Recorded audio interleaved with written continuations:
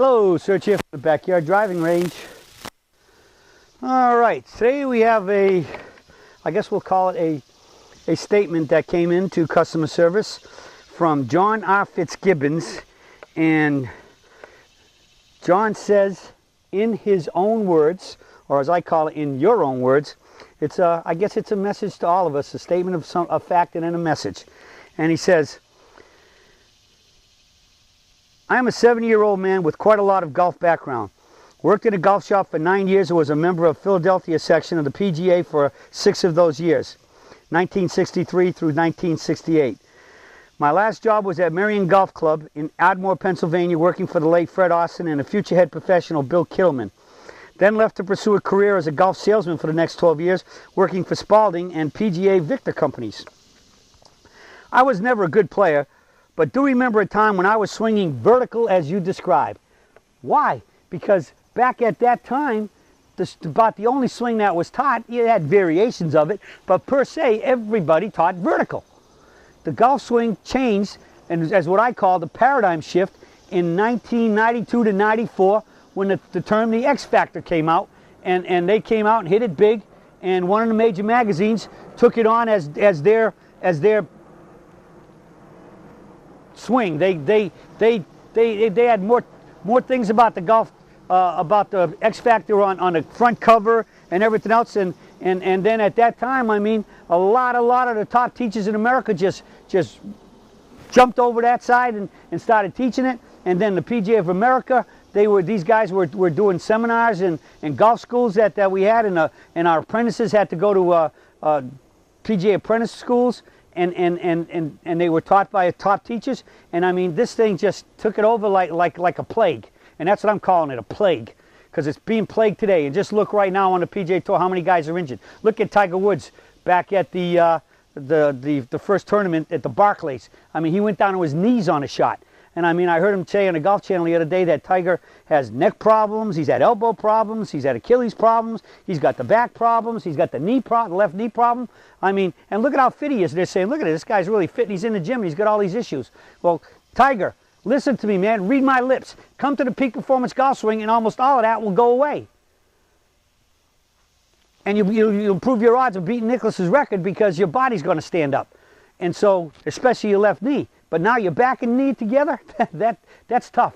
And the Peak Performance Swing will get rid of it. And we have thousands and thousands and thousands and thousands of surgeons who attest to it, as John's going to finish the testing here of how getting back to the vertical swing saved him. Okay? So I want you to understand where this happened. And so for the last 20 years, basically all golf instruction at any level you want to look at has changed from vertical. Back then, Golf Digest ruled the world, and they were vertical swingers. There was a gentleman named John Jacobs back there who was another big-time teacher. He taught vertical golf. They all had their little nuances to it, but basically they were vertical. Look at Davis Love. Go find pictures of Davis Love when he came out on tour. He was super high hands back here, and then super finish right here, aimed at square to the target.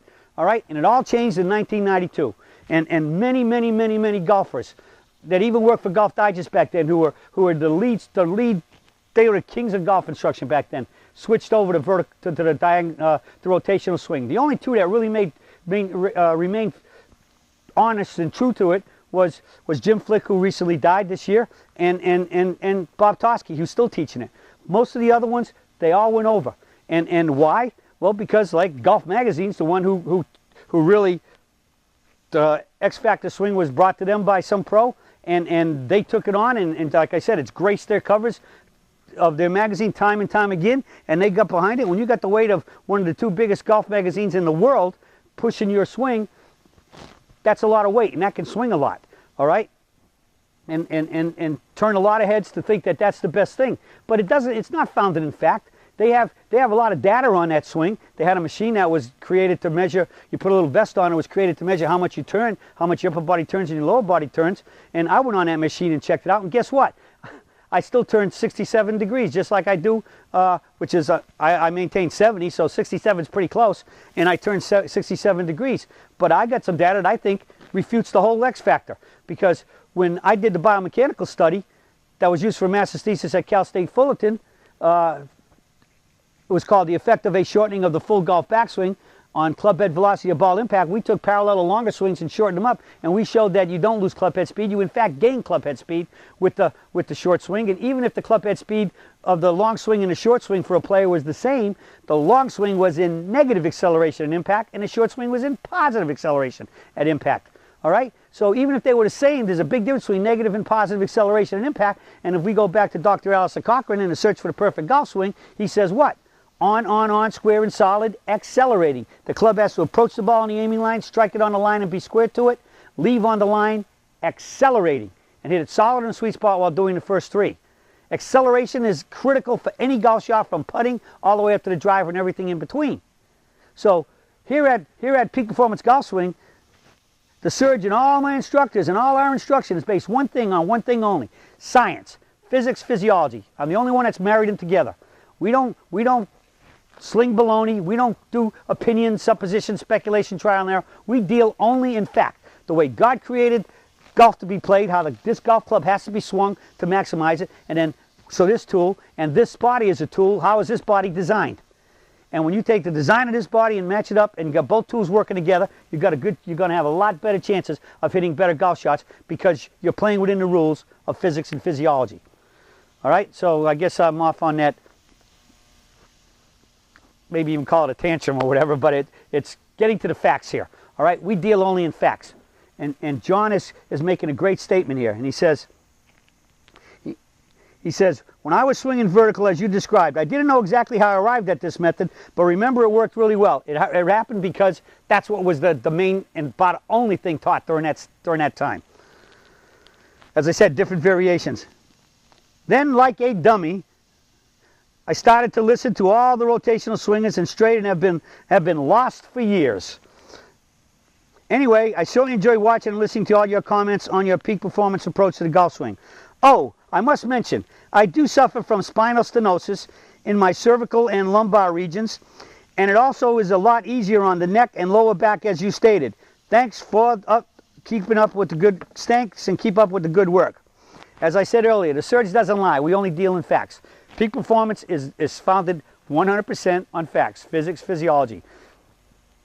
And as you know, you've heard me read statements like this before, and I've had hundreds, if not thousands and thousands of letters come into us and comments come into us on the blogs and everything else where people say, I found your swing, you saved me. My back was killing me, I'm playing better. I'm not only hitting the ball better, but I'm feeling better. All right? The number one way people find us is they go on and they Google, or they search some form of body-friendly swing, pain-free swing, is the two basic ways they find us. And it's amazing how many other golf swings out there now are trying to put more of those words into their teachings, and they're calling themselves body-friendly. Well, if they're rotational, the club's laid off, it is not body-friendly. They have figured out that y'all are finding me through that way, and so they're trying to tap into that resource, but I'm sorry, they're fibbing. If the club is not, if you're not swinging vertical with a limited turn swing, and you're got anything to do with rotational, the club is heavy, and you're not finishing square to the target, but over here, that's a rotational golf swing, and any variations of it. If you're hitting the ball and they want you to be on top of the ball, they want you shaft forward, shaft lean to hit it, they want you hitting down on the ball, that's all rotational, and any other type of term of swing you want to call it, but it's not peak performance. And if it's not peak performance, which is the only swing being taught right now that is truly body friendly because it conforms to physics and physiology. And you just heard John Fitzgibbon's statement about how he got back, it saved his game, and he not only hits the ball better, but he doesn't hurt when he swings. All right? What more do you want? Hit it better and feel better. Not only physically, but you'll feel better when you hit it better because you're going to shoot better scores. So now you got that better feeling about, hey, I'm finally I'm playing to what I think is my skill level, and I think I might even be able to get better if I work harder at it. It doesn't get much better than that. Well, that's it for the search for today, talking about the peak performance golf swing and how it's better to play better. That's it for today, and I'll be talking with you all again soon.